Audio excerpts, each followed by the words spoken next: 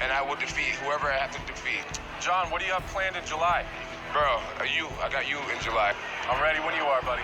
Bro, don't use a Fox platform to try to talk your way into a fight. Show me an impressive fight. Me?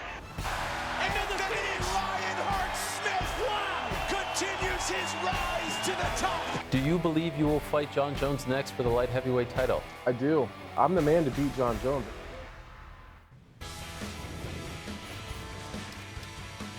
Round 2, Anthony Smith's meteoric rise through the light heavyweight ranks has landed him a shot at Jon Jones's light heavyweight belt in March at UFC 235.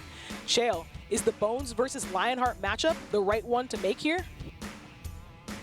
Oh, absolutely. I think there's a few details. Ariel, you and I were just talking about money fights and the big fights. Listen, sometimes you've got to preserve the integrity of the sport. Sometimes you don't just keep the fans happy. Sometimes you have to keep the locker room happy, which means you have to abide by the ranking system. Lionheart, without question, is the number one contender. At least for me. Look, he's taken out 4 world champions. He's headlined his past 2 shows, including a finish over the former number 1 contender. And I would just tell you this. I do think it's the fight. Whether he can beat him or not, let's save the analytical breakdown a little bit for the future. Either way, he has the opportunity to try. And Ariel, I also have to throw this at you, if you don't mind me going a little bit of a different direction. But I think when this fight got announced, for me, so did Cormier versus Lesnar. In many pieces, we were wondering what's going to happen with Jon Jones.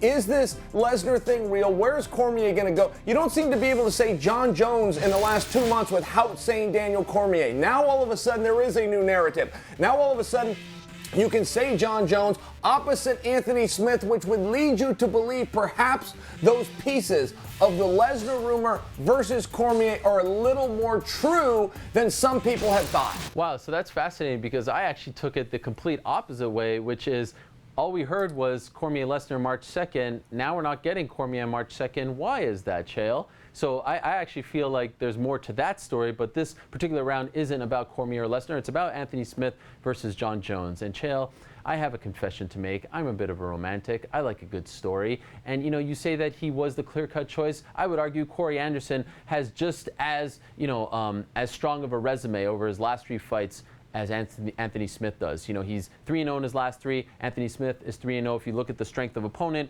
it's relatively the same.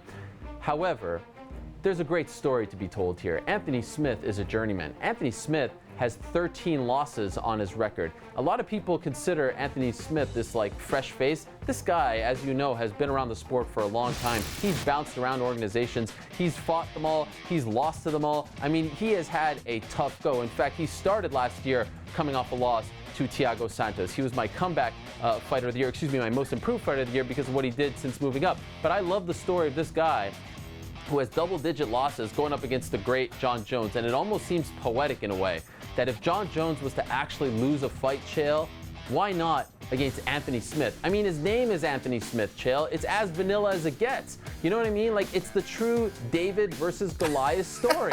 It's a beautiful thing. I don't think he's going to be afraid of the moment. I don't think he's going to be afraid of Jon Jones. This is like a guy, a perennial AAA baseball player, finally getting one day in the major leagues to go up against Roger Clemens. Why not?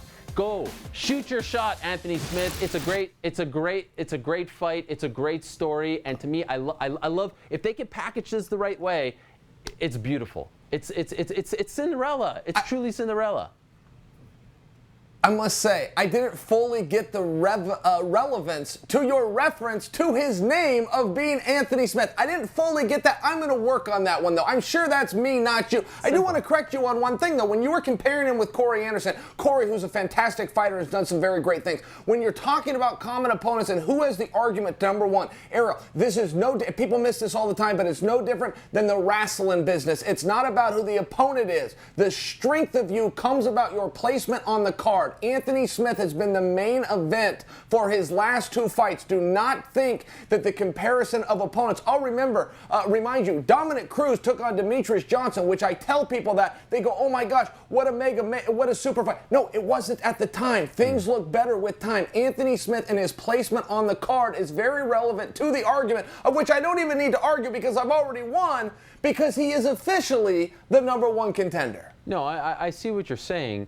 It's certainly not the biggest name that Jon has faced. In fact, you can actually probably go through every opponent he's fought as a champion, and it's probably the least decorated fighter, right? I mean, he has fought, his strength of schedule, his resume is unbelievable. He has fought every Hall of Famer, every legend possible, and so now he fights Anthony Smith. And there were some people out there who were saying, oh, you know, he chose the easy fight. No, I don't think that's the case. I think the UFC is really behind Anthony. He's got a great story. He speaks very well. He's got a nice little following. And I just think that sometimes it's fun to give a guy like Anthony Smith. You know, I called it Cinderella. I called it, you know, David versus Goliath. It's really like Rocky, right? I mean, he is the very definition of Rocky. It's very rare at this stage you get a guy with 13 losses fighting for the belt, and guess what? He deserves it.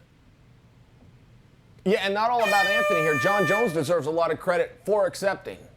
Why? What do you mean? It's a good fight for him. Why does he deserve credit for that?